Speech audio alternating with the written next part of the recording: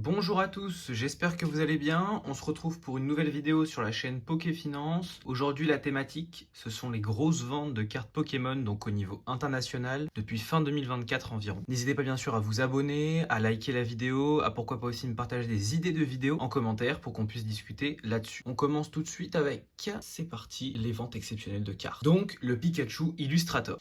Donc cette carte, elle est vraiment super connue, je pense que vous en doutez, je pense que vous la connaissez aussi de nom et même aussi potentiellement de visu. J'ai bien sûr ajouté sur une illustration à droite, histoire que nous soyons sûrs de parler de la même chose. Ici donc on est sur une carte qui a été gradée par CGC. Donc je suppose que vous vous souvenez des petits déboires qu'il y a eu avec CGC, et on voit notamment que le prix de vente, donc il y a eu le 21/02/2025 à 156 000 euros, est quand même super bas par rapport au marché global. On sait que la dernière carte est partie pour environ 1 million de dollars, donc qui était un record assez historique. On a eu aussi pendant le Covid donc une Pikachu Illustrator qui est partie à plus de 5 millions de dollars, achetée par le fameux influenceur Logan Paul. Et pourquoi cette carte donc est partie aussi peu cher? J'en parlais juste avant. Donc CGC a eu quand même quelques déboires avec notamment des grosses erreurs de gradation en gradant des fausses cartes. Je pense aussi que cette gradation en 8 sur Pikachu Illustrator via cette compagnie a joué énormément sur la crainte potentielle des acheteurs. Mais bon, en tout cas, c'est une super vente qui s'est effectuée donc début 2025 et donc je l'ai prise en compte dans ce classement. La deuxième carte dont nous allons parler maintenant, c'est la carte Trophy Pikachu donc bronze, donc qui est sortie elle donc aussi en 1998. Et donc là on est sur une carte qui est japonaise et on a donc une vente qui a été faite le 22/02/2025. On a une population de cartes donc qui est seulement de 7 exemplaires, ce qui est quand même assez peu en tant que tel. Et surtout, on pensait en fait à une évaluation de la carte entre 150 et 170K. Donc on a eu une vente qui est à 183K, donc qui est quand même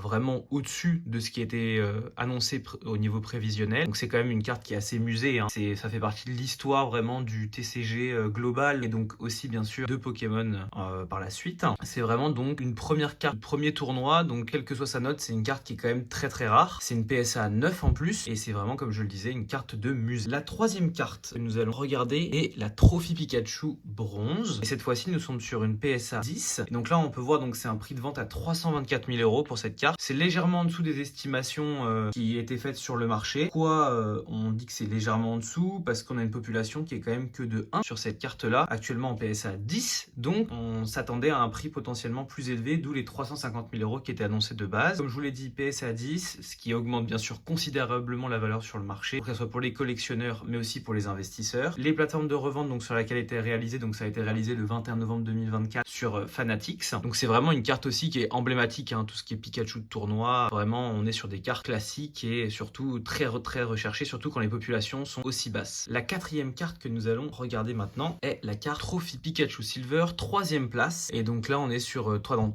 troisième tournoi, la seconde place. Ça, c'est quand même important. Et donc là, on est sur donc un prix de revente à 150 000 euros. On est sur une version japonaise de la carte, donc une carte qui est en 1998. On est sur un PCA 9. On est sur une rareté très élevée parce qu'on a une population qui n'est que donc sur la carte, donc ce qui est quand même super cool lorsqu'on veut collectionner. Donc on avait quand même une estimation grâce à cette population, une estimation initiale qui était de 200 000 et un prix de vente qui a été de 150 000 euros. La carte est partie donc à 150 000 euros le 21/11/2024, donc il y a quand même assez peu de temps. Et c'est bien sûr, comme celle avant, des cartes qui sont quand même emblématiques. Passe à la carte suivante. Et donc là, on va encore se parler d'un Trophy Pikachu Gold, mais là, on parle du 3e tournoi. Donc toujours une carte en japonais. On parle par contre de la première place. On parle aussi PSA 9. On avait quand même une estimation initiale qui était très importante parce qu'on était sur une population uniquement de 2 unités en PSA 9. Donc on avait une estimation du marché qui était environ à 250 000 euros. On a eu un prix de vente réel à 168 000 euros. Donc en date donc je vous ai dit ça, du 21/11/2024. Et bien sûr, donc on a une comparaison puisqu'on a pu voir la Silver juste avant. On a une comparaison à plus de 18 000 par rapport à la Silver.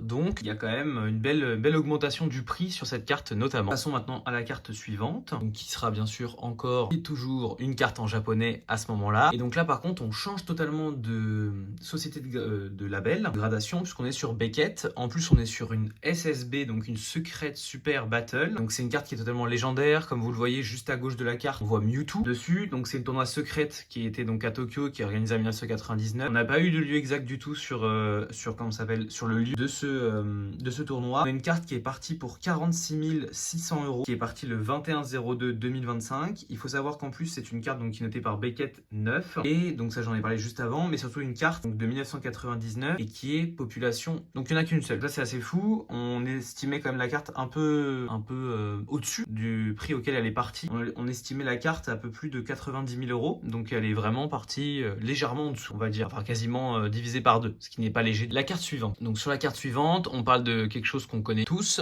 Et là, vous attendez tous à ce qu'on soit sur le Charizard, le numéro 1, etc. Mais comme vous pouvez voir juste à droite de l'écran, on est sur un Shadowless PCA 10 et ce n'est pas un First Edition. Et ça, c'est très important. Donc on a une date de vente qui est donc le 22 février 2025 sur Goldin. On a un prix donc qui a été atteint de 55 293. On a une population qui est quand même très importante en tant que telle parce qu'on en a 58, mais on en a aussi 123 pour la première édition. Donc là, on parle bien sûr de PSA 10. Et je vais rebondir juste après. Donc là, vous voyez, on a une population de 58 exemplaires qui sont gradés en PSA 10. Et donc c'est une rareté qui est totalement relative et donc ce qui joue aussi bien sûr sur le prix de la carte. Je l'ai pas mis pour la suite, mais j'en parle directement avec vous. Sur la population de PSA 10 First Edition, donc 123, la dernière vente a eu lieu il y a peu de temps, vu que c'était le 21 mars 2025. Population de 125 unités, elle est partie à 175 000 euros. Et donc on est bien sûr sur de l'anglais, comme vous pouvez voir, hein, et je parle aussi sur de l'anglais sur la deuxième. Donc on voit quand même une énorme différence, hein, bien sûr, entre le Shadowless et la First Edition directement, puisqu'on est à 175 versus 55 000 euros. Et donc voilà, je vous laisse là-dessus. J'espère que la vidéo vous aura plu. N'hésitez pas à la partager, à me faire des retours, à aussi bien sûr, pourquoi pas la liker si elle vous a plu. Si ce format peut vous intéresser, dites-le moi, comme ça je ferai plus de vidéos là-dessus. Et je vous souhaite une agréable semaine.